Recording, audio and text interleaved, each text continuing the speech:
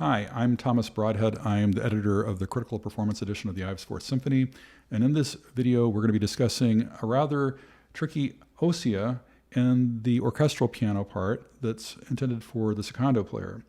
And it's explained in full in the part for the two players of the orchestra piano, but it's tricky enough that I added a two-page spread to the forward showing what the players are looking at and explaining why they have that there for the conductor to see. So the conductor can understand and then decide whether or not to employ the ossia. So without further ado, let's begin. So the first thing I want to do is identify the section in which this occurs by looking at the full score as a reference. And it is the first of the two 3-2 versus 4-4 passages where the orchestra divides into two groups, one in 3 and the other in 4. And in the old edition, let me just say as a side note, everything was presented in score order in this passage and in the parallel passage that happens just a bit after it. And the problem with that presentation is conductors can't tell which instruments they're conducting. And they, with the old 1965 score, typically rehearsed them en masse and did not rehearse them individually because they couldn't tell which instruments to call out. And they weren't even sure which instruments they were conducting because it was a mess in the old 65 score. But here, in the new edition, it's very clear which instruments belong to which group. And what I witnessed again and again was the two groups being rehearsed independently and then being put together. And that allowed for a cleaner execution of the passage. So now that we know where this occurs, let's look at the part itself. Okay, so here is the orchestra piano part. And we were looking at the full score at measure 200, which is right here. But we're actually going to be talking about the passage starting at 198, 2 measures before that. And to understand what's going on, we're going to look at the primo part first, and then we're going to move to the secondo part. The primo part begins with this large full measure triplet, dum, bum, bum, bum, with a 2/4 bar here, and then going into 3/2 with more half notes, dum, bum, bum, bum, bum, and so on, right? So the primo part has nothing of great difficulty to execute here. It's all just, half notes and whole notes. But look at what's happening metrically between the 2/4 bar and the 3/2 bar. It may seem that the half note in the 3/2 here equals the half note of the 2/4 that comes before it in terms of duration, but that's not the case. There's a metric modulation here. This half note in 3/2 is equal to the half note of the triplet 2 bars earlier in 4/4. Now, why is that? Well, remember, at 200, the orchestra divides into two groups, one playing in 4/4 and the other in 3/2.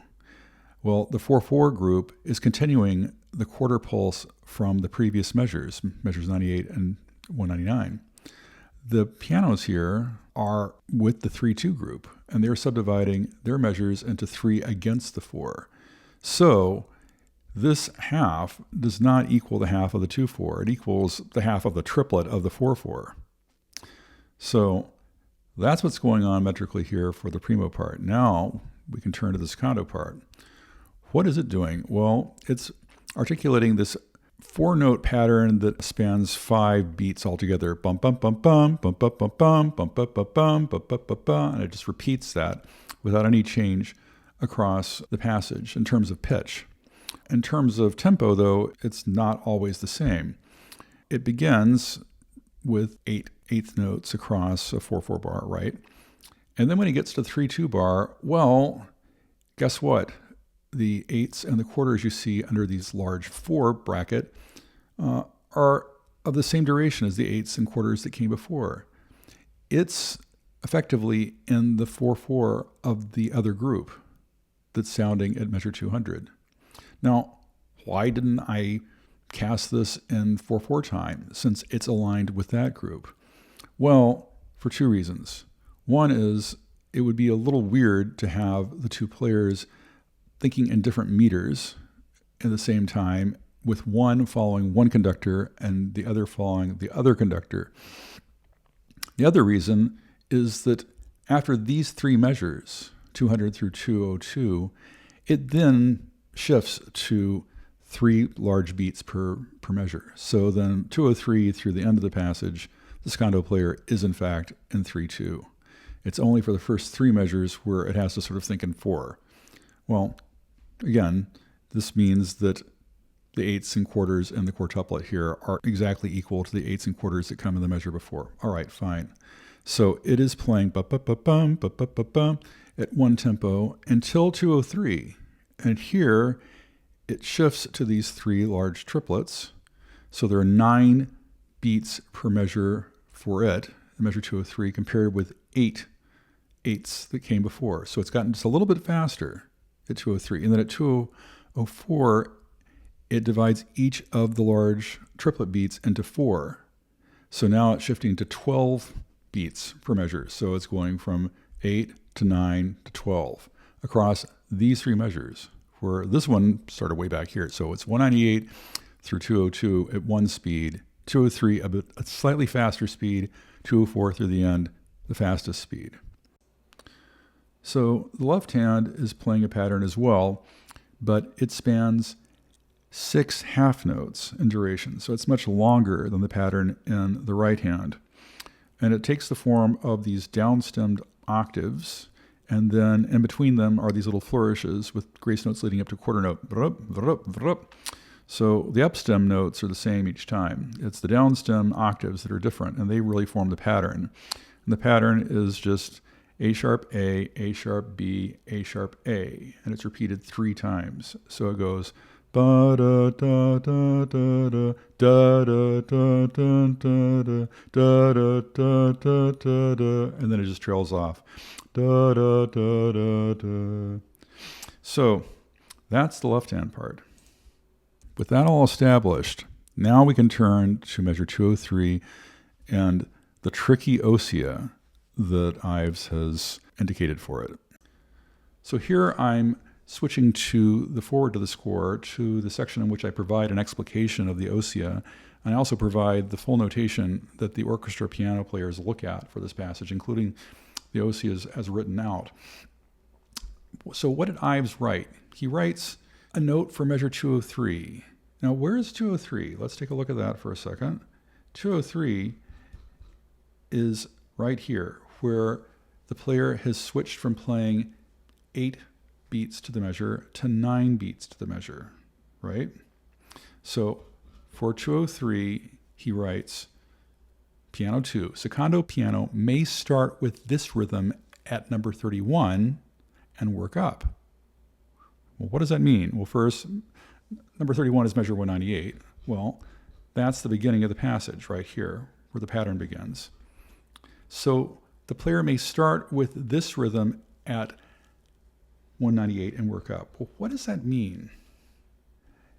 One interpretation would be that Ives is intending the quarter note triplet pattern here be reproduced back here on 198. So in other words, just as in 203, the secondo player is playing in 3/2, subdividing each measure into 3 half notes and then doing quarter note triplets within each half, that here at 198 it would do much the same. It would be dividing the entire measure into a large triplet, just like the primo player is doing, and then it would do triplets within each of those half notes of the large triplet, right? So if we were to do that, we couldn't just carbon copy the music that's in 203 back here at 198. That wouldn't work, because at 203, it's already at the second beat of the 5-beat pattern, right? We need to start on the first beat of the pattern. So the rhythm has to be adjusted within the triplets so that the pattern works out rhythmically. Okay?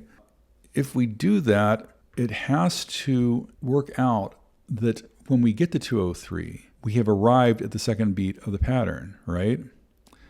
Another consideration is what happens with the left hand. Remember, it's playing its own pattern, which is 6 half-note beats long.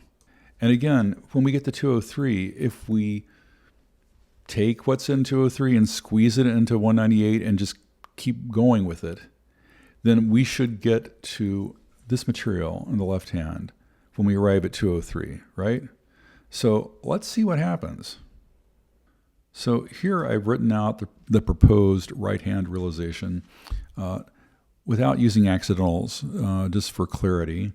And then I want to point out that at 200, I've used a 4/4 meter because it's easier to discuss what's going on rhythmically if we think of measure 200 and on as being in 4/4.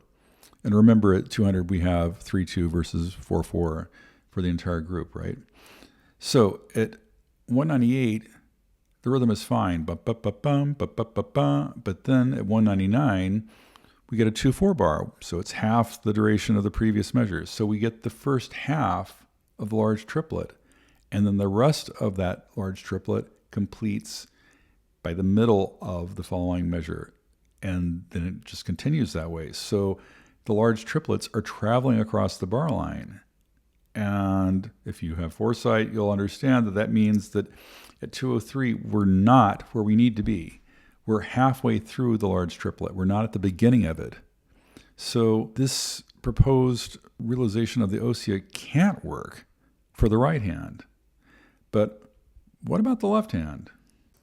So here I've added in the left hand part, just the octaves. And remember that the octaves form a 6 half-note beat pattern. I've omitted the little flourish with the grace note that I pointed out earlier because there's no need to look at it. The half-note octaves are all that really matter. But notice that when we get to 203, the pitches are completely different between what we should arrive at and what our proposed realization gives us.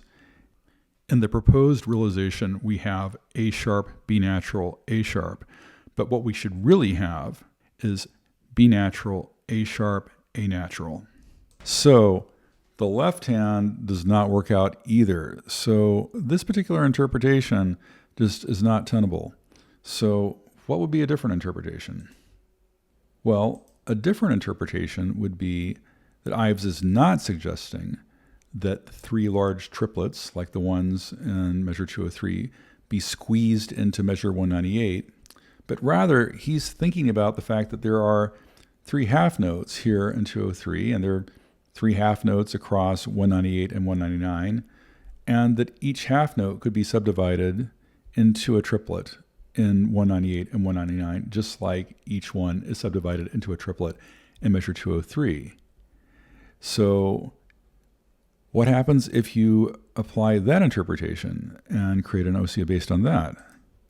Well, it looks like this. And so here, every half note of measures 198 and 199 and the secondo part has been turned into the triplet pattern that we were discussing. And if we extend it, then does it work out when we get to 203? Well, it does. We end up on the second beat of the 5-beat pattern, which is precisely where we want to be in the right hand. So this works. But what about the left hand? Well, there's a problem. We're adding in more music. There are more beats per measure now with the Ossia, right? So that means there are more notes to be covered than previously in the original form of the music. So the pattern actually is disrupted.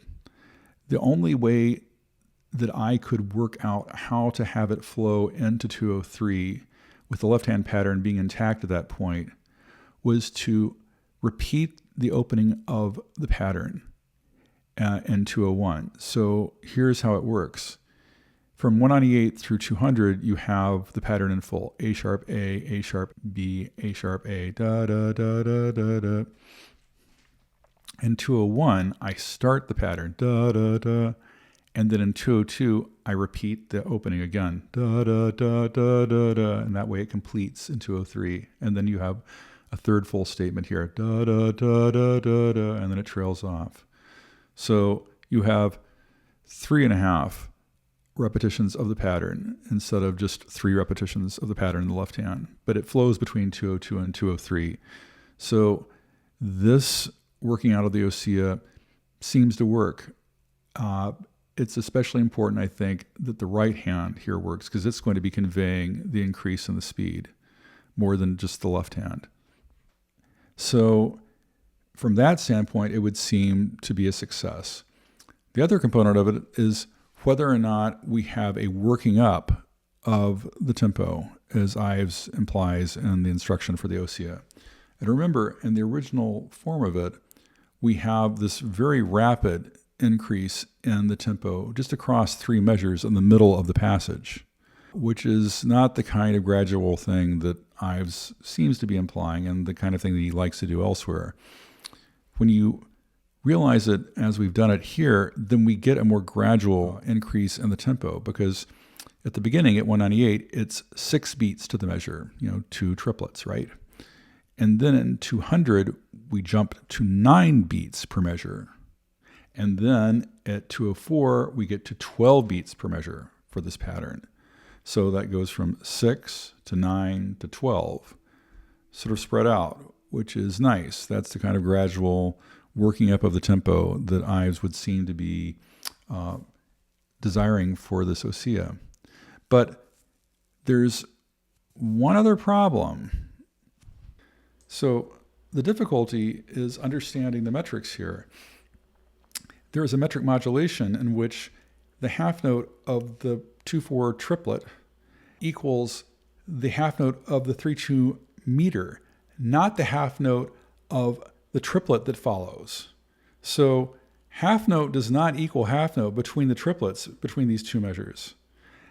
This is confusing, and the only way that I could think to solve this was to provide a slight variation on the notation of the passage.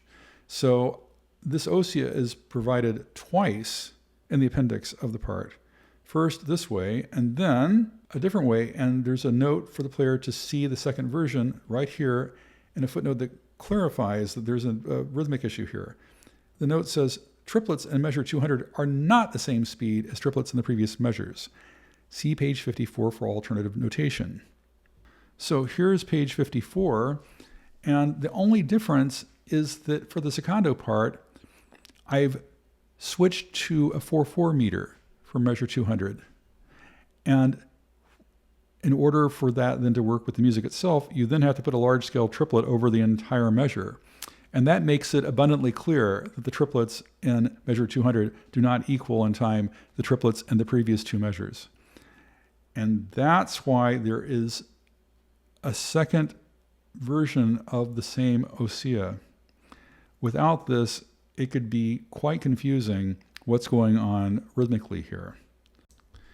I'm happy to report that the Ossia has been performed at least once since the advent of the new edition, and that was with the Detroit Symphony when they played it in Detroit and then in Carnegie Hall a few weeks later under Leonard Slatkin. Slatkin had read the note at the front and understood the issue and instructed the secondo player to play that part. I saw him give the instruction directly. And it is consistent with Slatkin's artistic slant to follow the road less traveled.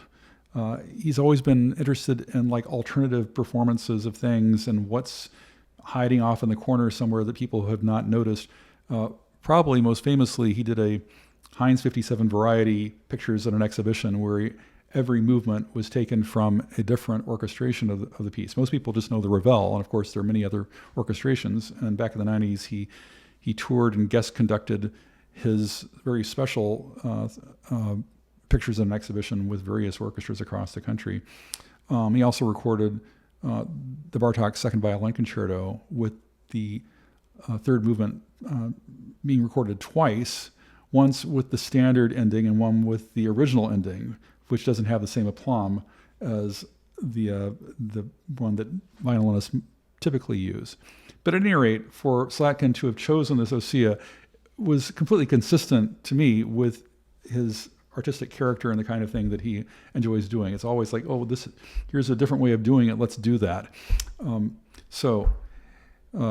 That explains, I believe, this rather complicated Ossia that's in the secondo part.